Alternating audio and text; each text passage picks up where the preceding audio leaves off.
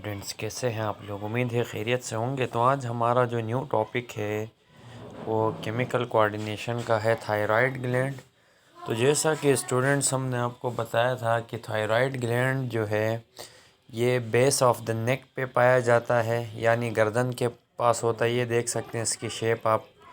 In front of trachea या wind pipe, जो air canal होता है जहाँ से एयर अंदर इंटर होती है, वहाँ उसके बिल्कुल फ्रंट में होता है और बेस ऑफ द नेक पे पाया जाता है, और इसी को हम थायराइड ग्लैंड कहते हैं। तो स्टूडेंट्स याद रखिएगा, अब ये जो थायराइड ग्लैंड है इसमें दो लोब्स होते हैं, इसलिए इसको बाइलोब्ड कहते हैं।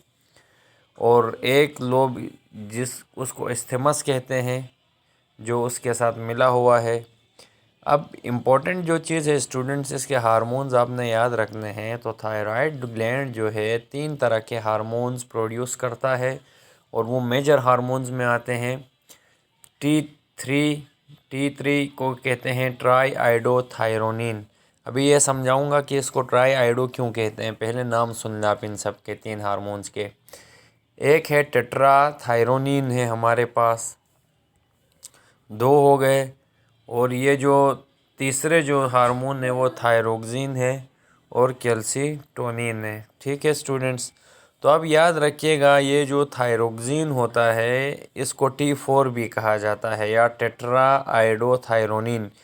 क्यों कहते हैं? क्योंकि याद रखिएगा यहाँ आयोडीन के 4 एटम्स हैं। ये देखें, ये आयोडीन 1, आयोडीन 2, इस तरह से बाउंड बना के 4 इसमें क्या होते हैं, आयोडीन के एटम्स होते हैं। इस वजह से इसको टेट्रा कहते हैं।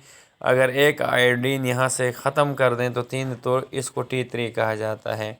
तो यही वजह बनी इसके नाम T3 या T4 रखने की। तो T4 के अंदर आयोडीन के 4 एटम हैं, और ये ग्रेटर अमाउंट में, ज़्यादा मकदार में ये जो है ना एक्सक्रीट होता है, निकलता है, एज़ कम्पेयर टू T3 के, या जो हमारे पास ट्राई आयोडोथायरोनिन है। और ट्राई आयोडोथायरोनिन T3 में आयोडीन के 3 एटम्स हैं जो अभी बताए थे। अब ये जो थायरोक्सिन हार्मोन है, याद रखिएगा, ये सेल बॉडी में ज़्यादातर मेटाबॉलिक रेट को इफ़ेक्ट करता है।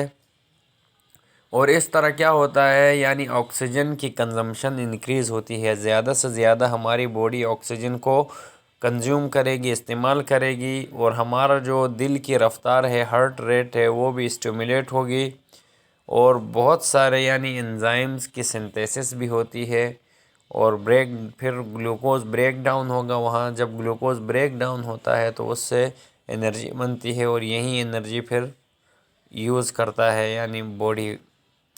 तो ये उसके बाद याद रखिएगा, एडल्ट्स की अगर हम बात करें तो उनमें जो मेटाबॉलिक रेट होता है, रेगुलेट बॉडी टेम्परेचर। इसमें यानी एक तो बॉडी के टेम्परेचर, हॉटनेस कोल्डनेस को कंट्रोल करता है। एक्सपोजर टू कोल्ड यानी सर्दी को भी कंट्रोल करता है। फॉर एग्ज़ाम्पल क्या होता है यहाँ, याद रखिएगा। तो स्टूडेंट्स अब फॉर एग्ज़ाम्पल याद रखिएगा यहाँ पे, जैसे थायराइड हार्मोन थायरोक्सिन के यानी लेवल को, मकदार को ब्लड के अंदर बढ़ा देता है, और इसकी यानी इसको मेंटेन भी रखता है थायरोक्सिन के लेवल को। अब थायरोक्सिन क्या करता है, ये एक हार्मोन को स्टिमुलेट करता है जिसे कहते हैं TSH या थायराइड स्टिमुलेटिंग हार्मोन। फिर ये जो थायराइड स्टिमुलेटिंग हार्मोन जो कि एंटीरियर पिट्यूटरी से निकलता है, ये फिर एक रिलीजिंग हार्मोन निकलता है जो कि हाइपोथैलेमस से रिलीज़ होगा। उसको हम कहते हैं थायराइड रिलीजिंग हार्मोन। तो ये जो TSH होता है ये, तो अब यहाँ पर ये थायराइड रिलीजिंग हार्मोन निकालेगा स्टूडेंट्स। और अब याद रखिएगा, जब ये थायराइड रिलीजिंग हार्मोन की एक्सक्रीशन थायराइड ग्लैंड में बढ़ जाए, इस हार्मोन की एक्सक्रीशन, तो उसे हाइपरथायराइडिज्म कहते हैं। और हाइपरथायराइडिज्म की अलामात में से ये है कि उसकी कुछ अलामात है, यानी पसीने का आना, और वेट लॉस हो जाएगा, वज़न कम, और हीट टॉलरेंस यानी सर्दी या गर्मी उसको बर्दाश्त नहीं होगी, इरिटेबिलिटी होगी, बेचैनी, और ब्लड प्रेशर का बढ़ना, ये इसकी अलामात हैं हाइपरथायराइडिज्म की। और जब इसकी सिक्रीशन थायराइड हार्मोन की कम हो जाए तो इसको कहते हैं हाइपोथायरॉयडिज्म। और इसके जो अलामात हैं, वेट गेन हो जाता है इसमें, जैसे कि इसमें वेट लॉस हो रहा था हाइपर में, हाइपो में वेट गेन करेगा। लेथर्जी मतलब यानी कोई भी बैक्टीरिया वायरस इस पे ईज़िली अटैक करेंगे। और ये एडल्ट्स के अंदर ये सर्दी को बर्दाश्त नहीं कर सकते, ये इसकी अलामत है।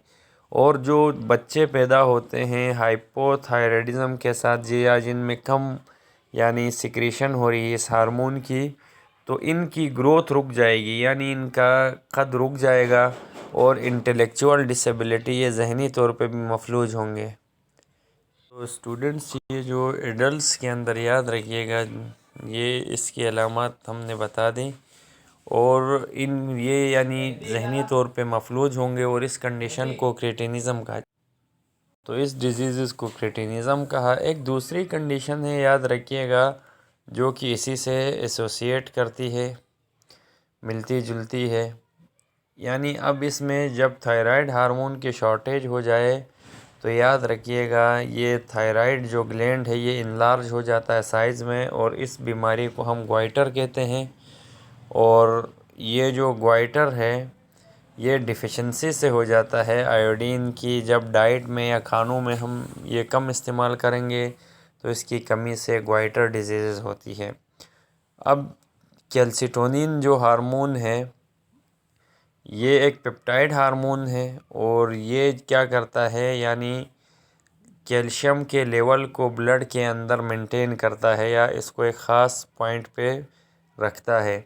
जब ब्लड कैल्शियम कंसंट्रेशन बहुत ज़्यादा हो जाए तो ये जो कैल्सिटोनिन है ये बोन्स से कैल्शियम को अपटेक करेगा, ठीक है।